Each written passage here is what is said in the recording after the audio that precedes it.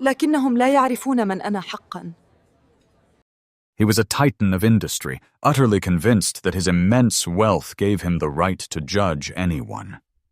She was a waitress, to him nothing more than a silent fixture in his opulent world. At the exclusive Ethelgard's, seeking a moment of cruel amusement, billionaire Julian Sterling began to mock her in fluent, cutting Arabic, certain his words were safe from her understanding. He was about to commit a catastrophic miscalculation, the kind that costs men their empires. Unbeknownst to him, behind her weary eyes lay a mind honed in the crucible of global diplomacy and profound intellectual rigor. The language he wielded as a weapon was as familiar to her as her own name. Her flawless, fluent, and devastating reply would not only shatter his arrogance and expose his profound lack of character, but also threaten the very foundations of his financial world. This is the story of how a man who believed he held all the power was instantly humbled by the quiet dignity and hidden truth of the woman he dared to underestimate. The low melodic hum of Ethelgard's was a familiar symphony to Isabella Rossi. It was a carefully orchestrated composition of clinking silverware against fine porcelain, the hushed murmur of discreet conversations revolving around mergers and inheritances, and the near-silent glide of the waitstaff across plush, wine-colored carpets. Each subtle note served as a poignant reminder of the world she had left behind, a world vastly different from the one she now inhabited. Here, she was simply Izzy, the waitress, remarkably efficient, capable of balancing a tray laden with lobster thermidor and soufflés with unnerving stillness, her smile never quite reaching the depths of her contemplative brown eyes. Her uniform, a crisp black dress with a starched white apron, felt like a costume she could never truly shed, a stark contrast to the bespoke Chanel suits and diplomatic gowns of her past. 6 months prior, she had been Isabella Rossi, daughter of the renowned Ambassador Vincent Rossi, a girl raised in the gilded cages of embassies in Riyadh, Cairo, and Abu Dhabi. She spoke 4 languages fluently: English, Italian, French, and the richly melodic Arabic of the Arabian Peninsula. This wasn't the result of classroom study. These languages were the very soundtrack of her childhood. She had engaged in political debates with ambassadors, discussed art with foreign dignitaries, and grasped the intricacies of international relations before she even learned to drive. Yet this life, with its stifling expectations and predetermined future, had become a gilded prison. She craved anonymity, the freedom to build something entirely her own, unburdened by her father's considerable shadow. So she fled, leaving behind a short, apologetic note, relinquishing her trust fund, and disappearing into the vast anonymity of New York City. She sought to understand the true value of a dollar earned through tired feet and aching shoulders. She wanted to be seen for who she was, not who she was born to be. The irony, she often mused while polishing wine glasses to a gleaming perfection, was that in her quest for visibility, she had rendered herself utterly invisible. To the patrons of Ethelgard's, she was less than a person, a mere function, a pair of hands to fulfill their desires. Tonight was no different. The evening rush was a controlled chaos she had mastered with practiced grace. "Table 7 needs more water," her manager, Mr. Thompson, a kind man with weary eyes, would murmur as she passed. "The gentleman at table 12 is ready for his check." She would nod, a small professional smile plastered on her face, and move seamlessly to the next task. She performed her duties flawlessly, her movements economical and precise. Her mind, however, often drifted miles away, recalling the scent of jasmine in a Damascus courtyard or the intricate patterns of a Moroccan souk. These memories were both a comfort and a curse. They reminded her of her strength, of the vast world she understood, but also underscored the stark, painful contrast of her present reality. She was, to put it mildly, overqualified. She could have been a UN translator, a foreign policy analyst, or a consultant for a multinational corporation.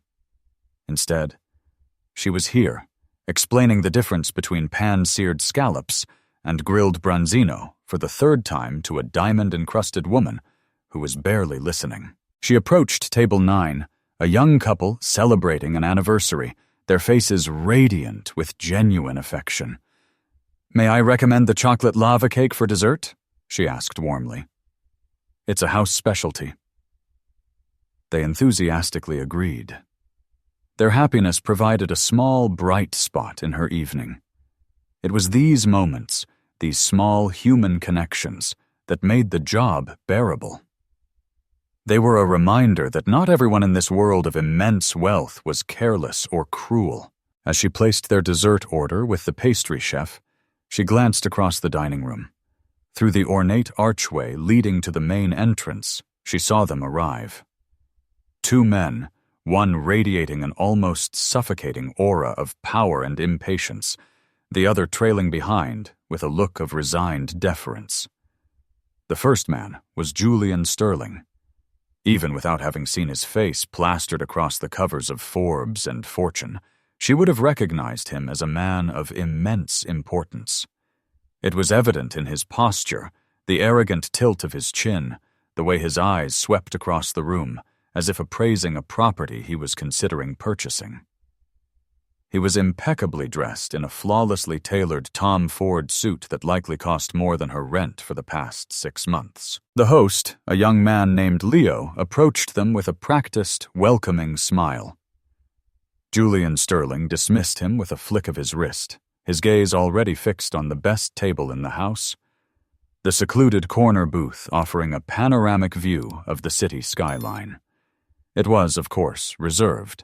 "I want that table." Sterling's voice, though not loud, carried an unmistakable tone of command that caused several heads to turn.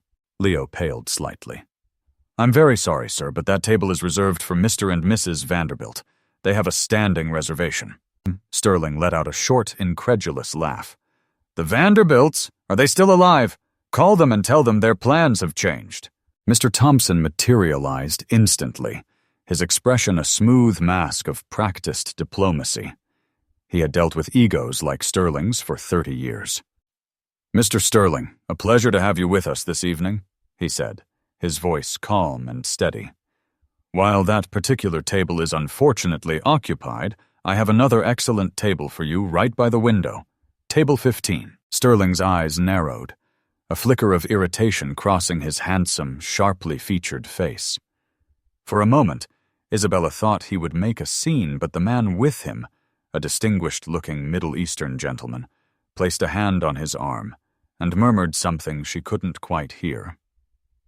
Sterling relented with a sigh of profound exasperation, as if being denied his preferred table was a genuine hardship. Mr. Thompson, sensing his victory, gestured discreetly in Isabella's direction. "Your server will be Isabella. She is one of our best." He then led the 2 men to table 15. Isabella felt a familiar knot of dread tighten in her stomach. It was her section. She took a deep breath, straightened her apron, and grabbed 2 leather-bound menus. She plastered on her professional smile, a carefully constructed mask serving as both greeting and armor. As she walked towards the table, she could feel Julian Sterling's dismissive gaze raking over her, cataloging her as just another cog in the well-oiled machine of his evening. Little did she know that this seemingly simple act of taking an order was about to set in motion a chain of events that would irrevocably alter both of their lives. The air around table 15 felt discernibly colder. Julian Sterling had settled into his chair, but his posture was rigid, a study in contained displeasure. He tapped a manicured finger on the pristine white tablecloth, the rhythmic sound like a ticking clock counting down to an explosion. His companion, Fard Hassan, offered Isabella a small, apologetic smile as she approached. Mr. Hassan was the opposite of Sterling. His suit was elegant but understated, his demeanor calm and observant. He seemed like a man accustomed to navigating the turbulent waters created by a powerful, unpredictable associate. "Good evening, gentlemen. My name is Isabella, and I will be your server tonight," she said, her voice even and pleasant. She placed the menus in front of them. "May I start you off with some water? We have still, sparkling, or our house-infused citrus water." Julian Sterling didn't even look at her. He continued his perusal of the dining room, his gaze dismissive. "Get me a bottle of the Waitress 2005, he said, not to her, but to the space in front of him. "And don't let the sommelier waste my time with his performance. Just bring the bottle." Isabella maintained her composure, making a mental note. The Waitress 2005 was a $10,000 bottle of wine. It was a power play, a statement of wealth so casual it bordered on contempt. "An excellent choice, sir," she replied smoothly. "And for you, Mr. Hassan?" Fard Hassan looked momentarily flustered by his partner's abruptness. "Just sparkling water for me for now, thank you," he said politely. "We may need a few moments with the menu." "We won't," Sterling cut in, finally deigning to look at the menu with a sneer. "What's the best thing you have? And don't waste my time with the specials. I want whatever is the most expensive and the most difficult to prepare." Isabella's years of training kicked in, providing a shield against the blatant rudeness. "Our A5 Wagyu steak is imported directly from Kobe, sir. It is exceptionally marbled and requires very precise preparation. We also have the Alba White truffle risotto. The truffles were flown in from Piedmont this morning." "Fine. The steak, medium rare. And if it's even a degree over, I'll send it back to be buried in the chef's back garden," he said, closing the menu and tossing it onto the table. His eyes finally met hers, and for a second she saw nothing but cold, empty disdain. He wasn't seeing a person. He was seeing an obstacle, an inconvenience he had to address to get what he wanted. "And you?" he asked, turning to Fard. Fard replied, clearly trying to smooth the jagged edges of the interaction. "I think I will have the pan-seared scallops to start, and then the douceur." "Thank you, Isabella." "Of course," she said with a nod. "I will have your wine brought over immediately." As she walked away, she could feel Sterling's eyes on her back. She kept her stride steady, her posture perfect, refusing to betray the simmering anger and humiliation she felt. It wasn't the first time a customer had been rude, but there was a personal quality to Sterling's contempt that felt different.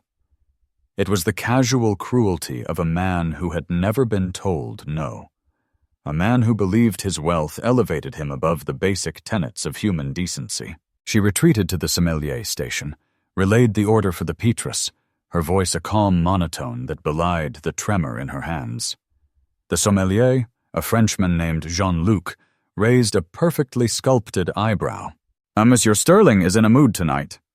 "No," he whispered, already heading towards the temperature-controlled cellar. "He treats the Waitress like it is a simple table wine." "He treats everyone like they are simple table wine," Isabella muttered under her breath before catching herself. She couldn't afford to be unprofessional. She took a moment in the relative quiet of the service corridor, closing her eyes and breathing deeply. She pictured the tranquil gardens of the embassy in Riyadh, the intricate calligraphy on the walls, the scent of cardamom and strong coffee. She centered herself, pushing down the frustration. She was a professional. This was her job. This man was just another customer. When she returned with a silver tray carrying Fard's sparkling water and two delicate, long-stemmed glasses, the two men were deep in conversation. Their tones were hushed, and for the first time they were speaking a language that made Isabella's heart ache with a pang of nostalgia. It was Arabic, specifically the formal, educated dialect of the Gulf states, a language she knew as intimately as English. She had learned its poetic rhythms and complex grammar at the feet of her father's closest friends and advisors. She approached the table silently, as she was trained to do. They didn't notice her at first, their focus entirely on their business. Julian Sterling was speaking his Arabic, surprisingly fluent, though it had the distinct, hard-edged accent of a Westerner who had learned it for business, not for love of the culture. It was a tool, not a part of him. "The preliminary offer is an insult," Sterling was saying. "Sheikh Al-Jabri thinks he can lowball me because I'm an outsider. He doesn't understand that I own the technology he needs. He needs me more than I need his money." Farid Hassan sighed, swirling the water in his glass. "Julian, you must understand the way they do business. It is about respect. It is a dance. The sheikh is testing you. If you show him this aggression, you will lose the deal. This isn't Wall Street. You cannot bully your way to a signature. Respect." Sterling scoffed, a humorless smirk on his lips. He leaned back in his chair, his eyes scanning the room again before they landed with pointed condescension on Isabella as she began to pour the water. "You talk of respect? Look at this place. Look at this girl." Isabella froze for a microsecond, her hand steady, but her entire being on high alert. Her heart began to beat a little faster. He was talking about her. He was using the language of her childhood, a language he assumed was a secret code to insult her directly to her face.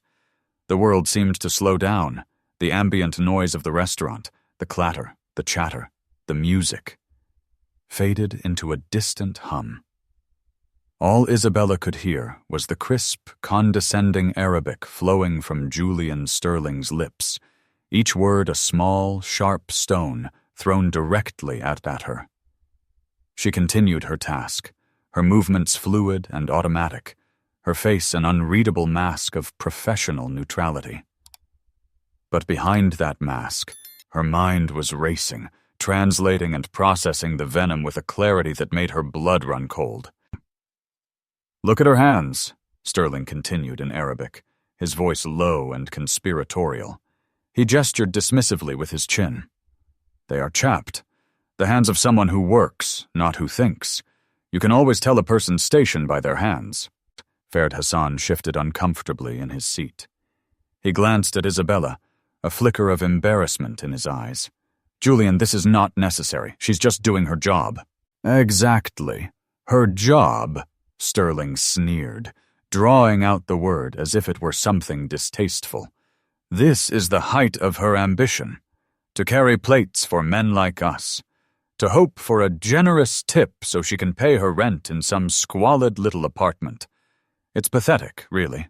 Isabella placed Fard's glass on the coaster with a steady hand. Inside, a storm was raging. Every insult was a direct hit, not because she believed them, but because they were so deliberately cruel. He wasn't just being rude. He was engaging in a calculated act of dehumanization, using the perceived barrier of language to strip her of her dignity while standing less than 3 feet away. The arrogance was staggering. He believed his wealth and his mastery of a foreign tongue made him a king in this room, and her a mere peasant, deaf and dumb to his royal decrees. "I'd wager she doesn't have a single thought in her head beyond which table needs bread," Sterling went on, enjoying his own monologue. He took a sip of water, his eyes glinting with amusement. "Probably dropped out of some community college. Her greatest intellectual challenge of the day is remembering who ordered the fish." This time, Farid looked genuinely distressed. "Please, my friend, let us speak of the deal. The sheikh values humility. This is the opposite of that. Humility is for the weak. It's a tool the poor use to comfort themselves, Sterling retorted, his voice dropping even lower as Isabella remained by the table, pretending to adjust the silverware. He wanted her to be there, to be a prop in his little display of power. She probably dreams of meeting a man, any man, who could rescue her from this life. Look at that cheap uniform. She looks tired, worn out. This city chews up little girls like her and spits them out. The attack on her appearance, on her supposed desperation, was the final straw. Isabella felt a cold, hard resolve crystallize in her chest. The anger was no longer hot and chaotic. It was focused, sharp as a shard of ice. He had mistaken her silence for ignorance, her service for servitude. He had used a language she loved, a language of poetry and profound history, to spew ugly, baseless poison. He had no idea who he was talking to. He had no idea the power that lay dormant behind her waitress apron. She thought of her father. Ambassador Rossi had taught her that language was a bridge, not a wall. It was a way to understand another's soul, to build respect and foster diplomacy. Julian Sterling was using it as a bludgeon, a secret club to mock those he deemed beneath him. In that moment, he wasn't just insulting a waitress named Izzy. He was desecrating the very principles her father had lived by. He was desecrating her entire life. She finished her adjustments to the table, every movement deliberate. She straightened a fork. She folded a napkin. She let his final words hang in the air between them. She has nothing. She is nothing, Sterling concluded with an air of finality, satisfied with his assessment. Now, about the logistics for the presentation in Doha. Isabella stood straight, her spine a rod of steel. She held his gaze for a beat longer than a waitress should. She let the silence stretch just for a second. In that second, she wasn't Izzy, the waitress from Ethelgard's. She was Isabella Rossi, daughter of a diplomat, a woman who had dined with princes and debated with scholars in this very language. She gathered the years of her unique upbringing, the depth of her education, and the sting of his insults, and she prepared to demolish his world. She took a small, silent breath, the breath before the storm. He had no idea the tempest he had just unleashed. Her moment was coming. All she had to do was wait for the perfect opening, and it was just seconds away. Jean-Luc, the sommelier, arrived at the table with the reverence of a priest presenting a holy relic. The 2005 Petrus was cradled in a white linen cloth, its label pristine. He presented the bottle to Julian Sterling for his inspection. "The 2005, monsieur," Jean-Luc announced. Sterling gave it a cursory glance and a curt nod, already dismissing him. "Open it." As Jean-Luc expertly sliced the foil and eased the cork from the bottle, Isabella stepped forward, her order pad and pen held ready in her hand. She positioned herself at the head of the table, directly in Julian Sterling's line of sight. She waited until the sommelier had poured a small tasting amount into Sterling's glass and stepped back. Sterling swirled the deep ruby liquid, sniffed it with the air of a bored connoisseur, and took a sip. He nodded again. "It will do." Jean-Luc poured a proper glass for him, then turned to Farhad Hassan, who politely declined with a gesture towards his water.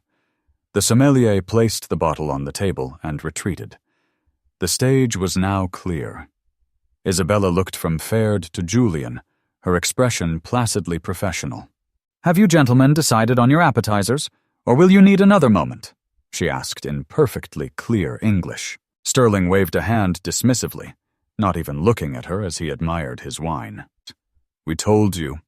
The steak for me, scallops and douceur for him. Are you having trouble remembering?" he asked, his tone dripping with condescension. Ferd Hassan opened his mouth to apologize for his friend's behavior, but Isabella spoke first. Her voice was quiet, yet it cut through the air with the precision of a surgeon's scalpel. She did not speak in English. She spoke in flawless, eloquent, and impeccably accented Arabic. "Sir, with all due respect, my memory is perfectly fine. I was merely extending you the courtesy of confirming your order, a standard of service you might not be familiar with, given your focus seems to be on assessing the state of my hands, rather than the quality of the menu." The effect was instantaneous and absolute. The world at table 15 didn't just stop, it shattered.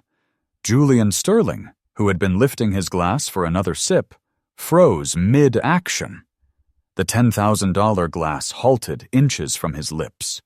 His face, a moment ago so full of smug arrogance, went slack with utter, unadulterated shock. His eyes widened, the pupils dilating as his brain struggled to process what it had just heard. It was a complete system failure. The categories he had neatly placed her in, poor, uneducated, invisible, had just been obliterated. Farid Hassan reacted just as dramatically. He choked on his water, sputtering into his napkin as he stared at Isabella with a mixture of disbelief, horror, and a dawning, incredulous respect. His face flushed a deep crimson. The woman they had been openly mocking, the woman Sterling had dismissed as nothing, had just replied with a level of linguistic sophistication that was startling. Her accent was not that of a student or a foreigner. It was the polished, nuanced cadence of someone who had grown up surrounded by native speakers. It was purer than his own. Isabella remained perfectly still, her gaze locked on Julian Sterling. She let her words hang in the air, a devastating indictment of his character. She wasn't finished. Still speaking in the same calm, formal Arabic, she continued. "You also commented on my ambition. Allow me to clarify. My current job, as you so contemptuously call it, is a choice. It is an exercise in understanding a world you only see from the top floor. It is about finding value in hard work, a concept that may be as foreign to you as the humility Mr. Hassan was trying to explain." She then turned her attention to Farid Hassan, her tone softening slightly but still carrying a formidable authority. "And, sir," she said to him in Arabic, "I appreciate your attempt to moderate your companion.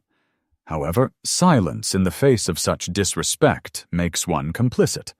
A lesson in business ethics as valuable as any negotiation tactic, I assure you." Farid shrank under her gaze, nodding mutely.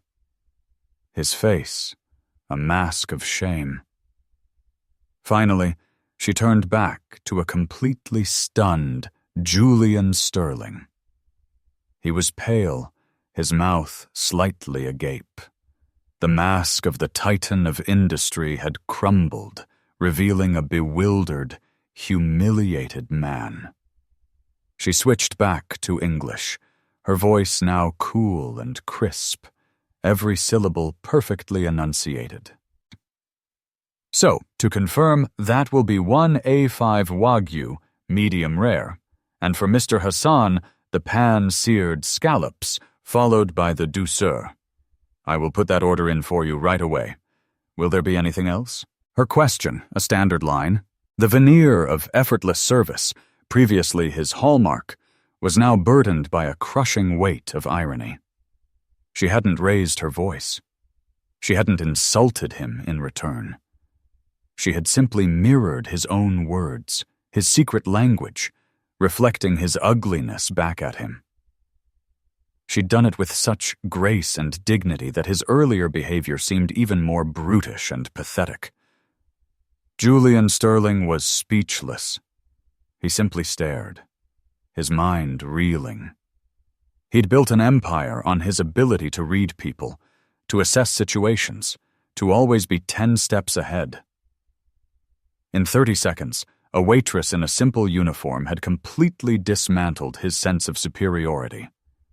She had outplayed him at his own game, on his own terms, without violating a single rule of restaurant etiquette. Without another word, Isabella executed a sharp, professional pivot and walked away from the table, leaving a stunned silence in her wake.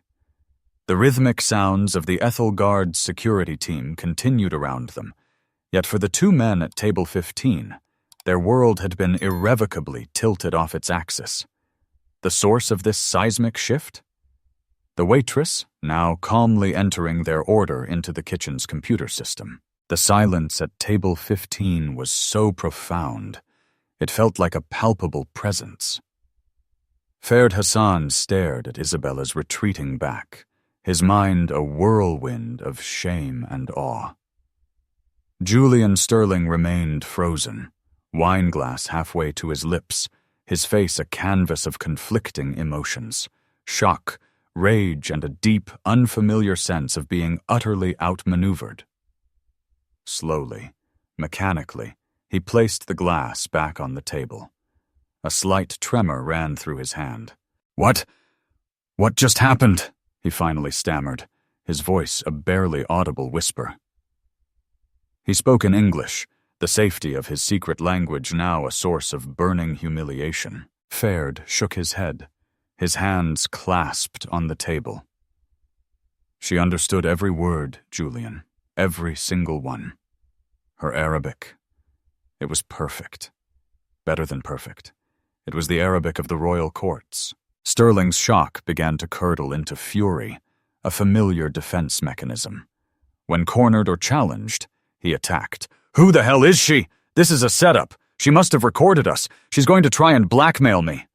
He was already reaching for his phone, his mind racing through a list of his high-powered, ruthless lawyers. "I'll have her fired. I'll have this entire restaurant shut down." "Fired for what?" Ferd countered, his voice low and urgent.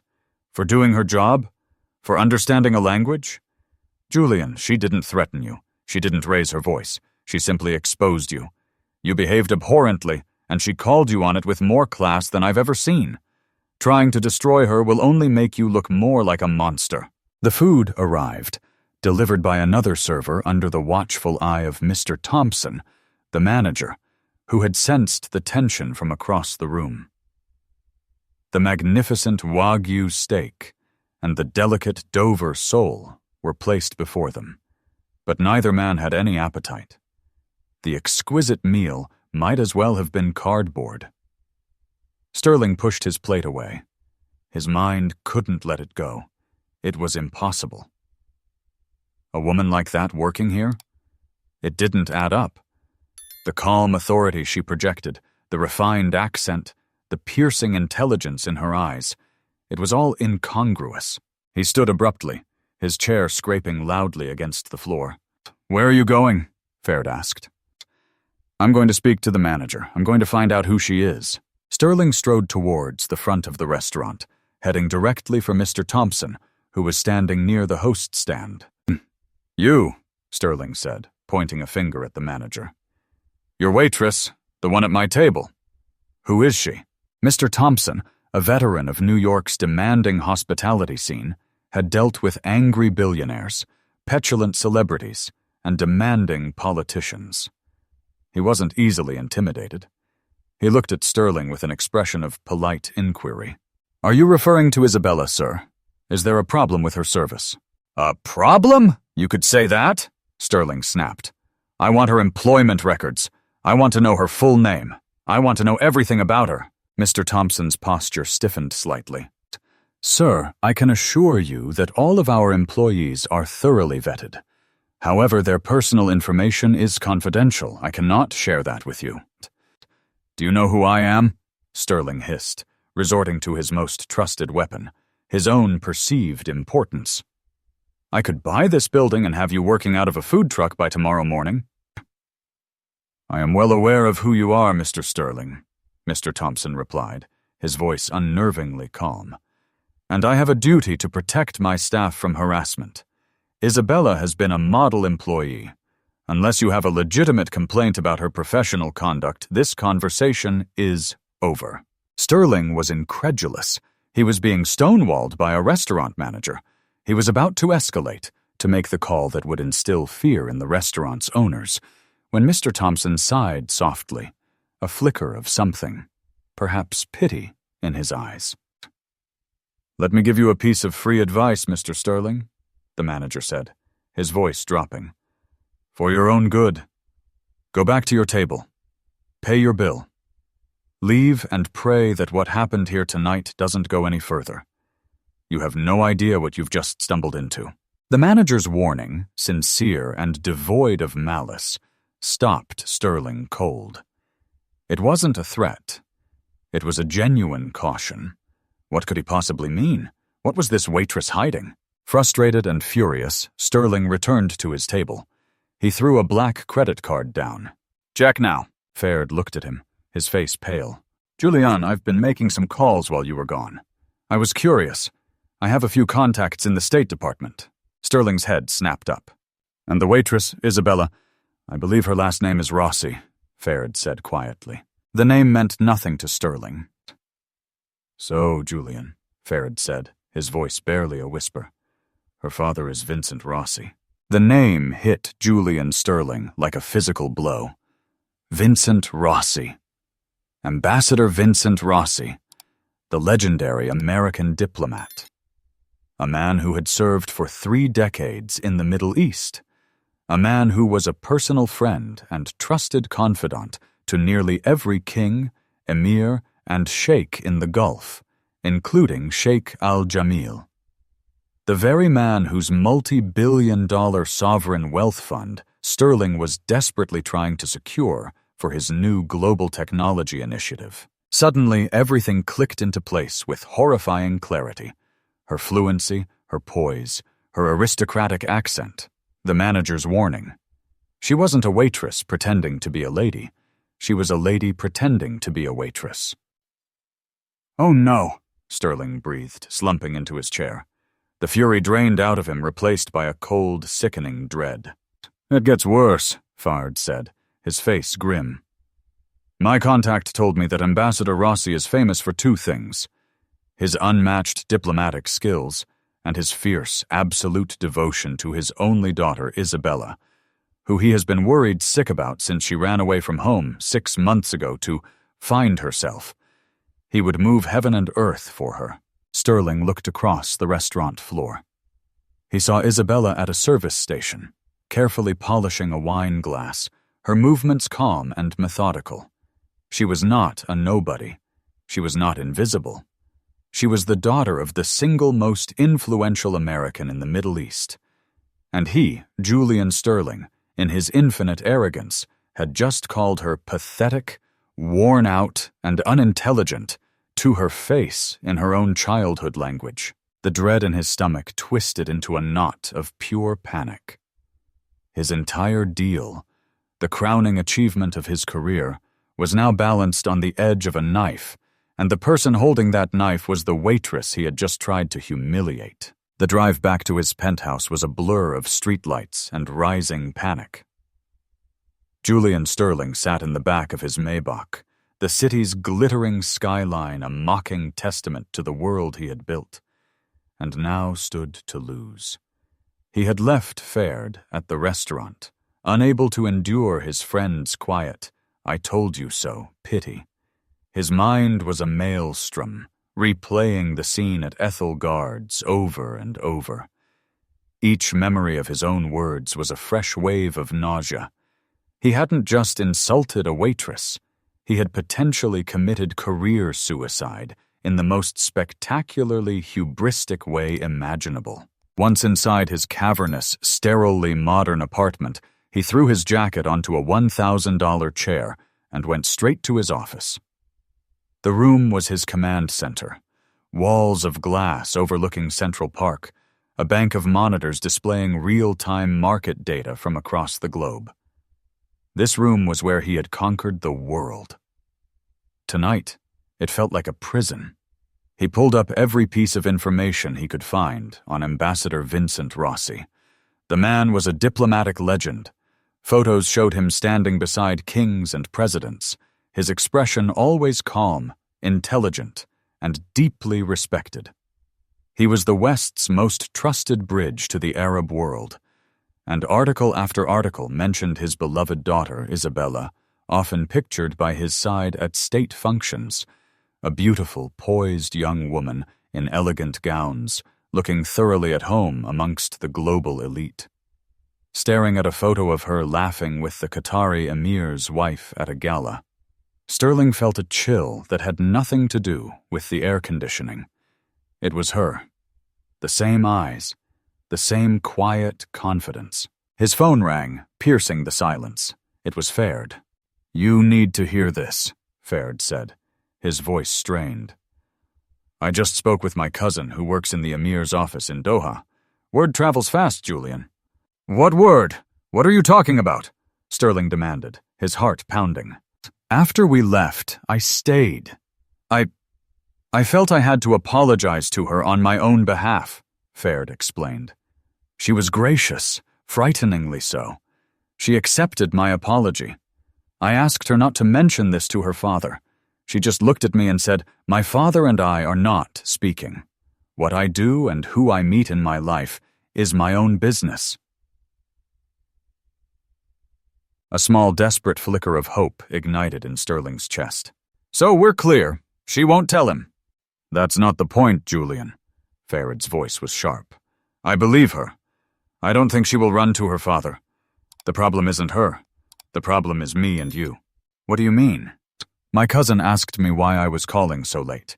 He knows we were meeting you tonight to discuss the final push for the Sheikh's investment. I was shaken, and he could tell. He pressed me.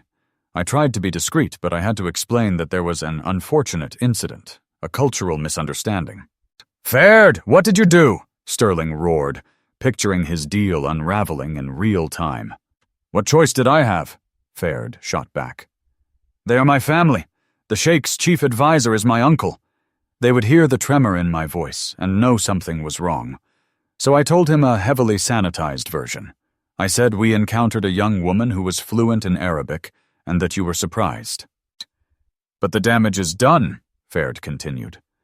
"The first question my cousin asked was Mr. Sterling respectful? The very concept of respect is paramount to them. The fact that an incident occurred at all, involving language and a woman, is now a red flag, a massive one." Sterling sank into his leather chair, the phone feeling like a lead weight in his hand. He understood now. It didn't matter if Isabella ever spoke to her father. Ferd's report, however sanitized, had already started a fire. The Sheikh's inner circle was notoriously cautious. They were investing not just in his technology, but in him, his character, his judgment. An American billionaire who was careless and disrespectful in a high-stakes environment was a bad investment. A man who would use Arabic to mock a working woman was seen not just as cruel, but as foolish and unreliable, a fatal combination in their world. His phone beeped with an incoming email. The subject line made his blood run cold. Urgent follow-up on Al-Jamil investment. It was from Sheikh Al-Jamil's chief of staff. With a trembling hand, he opened it. The message was brief, polite, and utterly devastating. "Mr. Sterling, in light of new information that has come to our attention regarding cultural compatibility, Sheikh Al-Jamil has instructed us to pause all further negotiations on the proposed partnership. We will be undertaking a period of internal review to reassess the viability of our collaboration. We will be in touch if and when a decision is made to proceed. Sincerely, Yusuf Al-Khatib, Chief of Staff." Pause all further negotiations. It was corporate speak for dead. The internal review was a formality, a polite way to kill the deal without a messy confrontation. Billions of dollars, years of work, the future of his company, all of it evaporating because he couldn't resist the cheap thrill of mocking a waitress. He hung up the phone without saying goodbye to Ferd. He stared out at the city, but he didn't see the lights. He saw the calm, knowing eyes of Isabella Rossi. She hadn't needed to make a single phone call. She hadn't needed to threaten him. By simply being herself, she had revealed him for who he was. His arrogance was not a sign of strength, but a fatal character flaw, and it had just cost him everything. The crushing weight of his actions finally settled upon him. It wasn't just about the money. It was the humiliation, the sheer idiotic folly of it all. He had wielded his power like a club, and in a single evening he had managed to swing it around and knock himself out. The world he had so carefully constructed, a world where his money insulated him from all consequences, had just come crashing down, and the architect of his ruin was a woman he had dismissed as nothing. For 2 days, Julian Sterling existed in a state of self-imposed exile. He didn't leave his penthouse. He ignored calls from his board of directors, who were panicking over the sudden radio silence from Doha. He drank expensive scotch and stared at the paused email. The words burned into his retinas. The initial rage had given way to a hollow, unfamiliar feeling. Helplessness. For the first time in his adult life, he had encountered a problem that could not be solved by throwing money at it, by threatening lawsuits, or by leveraging his power. This was a problem of character, and the character in question was his own. He kept seeing her face, not the deferential waitress, but the composed, formidable woman who had emerged in a flash of perfect Arabic. He saw the quiet dignity with which she had absorbed his insults, and the even quieter dignity with which she had returned them, not in kind, but by simply holding up a mirror. In his ruthless climb to the top, he had forgotten how to see people. He saw assets, liabilities, tools, and obstacles. Isabella Rossi had forced him to see a human being, and in doing so had forced him to see the deficiency in himself. On the 3rd morning, he woke up with a clarity he hadn't felt in years. The panic had subsided, replaced by a single, stark realization. The deal was gone. Trying to salvage it through pressure or back channels would be futile and would only deepen the offense. The money was lost. But something else, something more important, could still be reclaimed, a sliver of his own integrity. There was only one thing he could do. It was an act so foreign to his nature that the thought of it made his stomach clench, but he knew it was necessary. He had to apologize. He didn't call. He didn't send an emissary. He went himself. He arrived at Ethel Gard's in the late afternoon, hours before the dinner rush. The restaurant was quiet, the staff busy with preparations. He wasn't wearing his usual armor of a power suit. He was dressed in simple slacks and a cashmere sweater. He felt exposed, vulnerable. He asked the host for Mr. Thompson. The manager appeared, his expression wary. "Mr. Sterling," he said, his tone neutral. "I'm not here as a customer," Julian said, his voice quiet. "I need to speak with Isabella. Is she here?" Mr. Thompson studied him for a long moment, his eyes searching for a trick, a threat. He saw none. He saw only a man stripped of his usual arrogance. "She is in the back doing inventory. Wait here." A few minutes later, Isabella emerged from the kitchen corridor. She had traded her uniform for simple jeans and a t-shirt. She looked younger, less burdened. She stopped when she saw him, her expression unreadable. She wasn't afraid or triumphant. She was simply watching, waiting. Mante. "Miss Rossi," Julian began, his voice feeling rusty. "Can I have a few minutes of your time?" She nodded wordlessly and led him to an empty table in the corner, the very one he had so arrogantly demanded to sit at days earlier. They sat opposite each other. The power dynamic was now completely inverted. He was the supplicant. She was the one in control.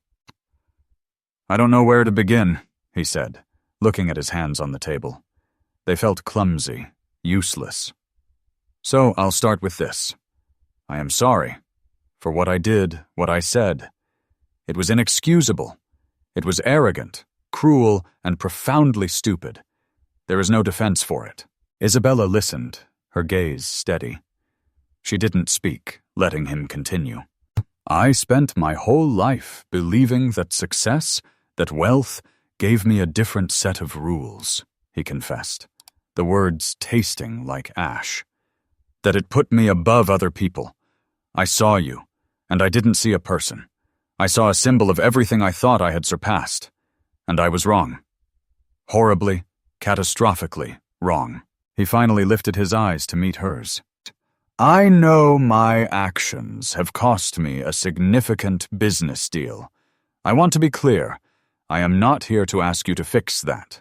I am not asking you to speak to your father or to anyone. That deal is gone, and I deserve to lose it. I'm here because I needed to apologize to you, human to human. I needed you to know that you've changed something. You've shown me a part of myself that I can no longer ignore. He fell silent. He had said what he came to say. The rest was up to her. Isabella was quiet for a long time, studying his face. He saw no gloating in her eyes, only a deep, thoughtful melancholy. Do you know why I took this job, Mr. Sterling? She finally asked, her voice soft. He shook his head. I left my family because I was tired of being seen as a symbol, she said. The ambassador's daughter, a political accessory. I wanted to be a person, not a name.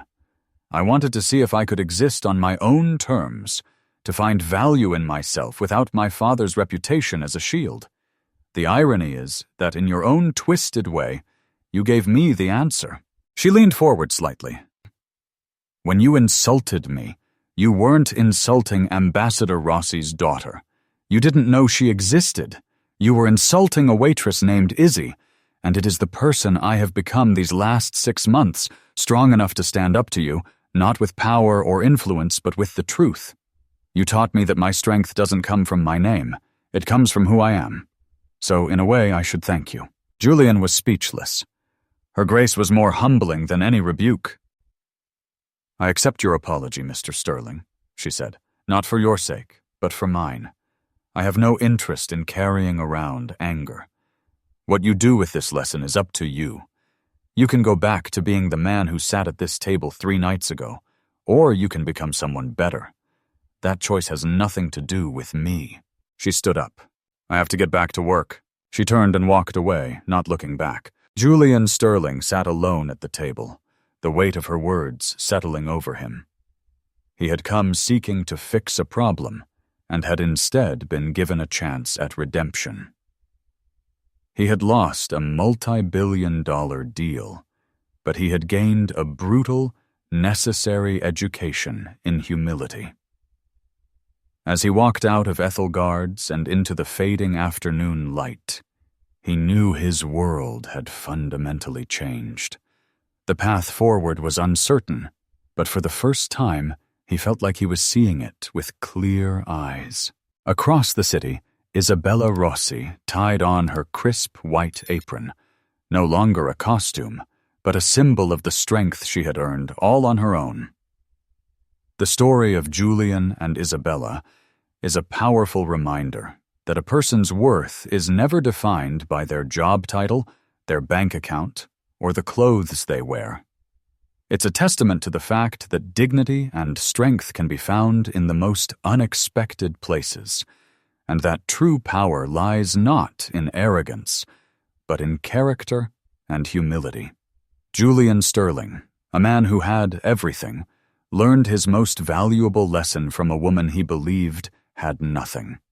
It shows us that underestimating someone is always a mistake, because you never truly know the depth of the life they have lived or the quiet strength they carry within them. Every person we meet is a world unto themselves, with a story we cannot see. If this story resonated with you, please take a moment to hit the like button. It truly helps our channel grow. Share this video with someone who might appreciate its message of respect and hidden strength.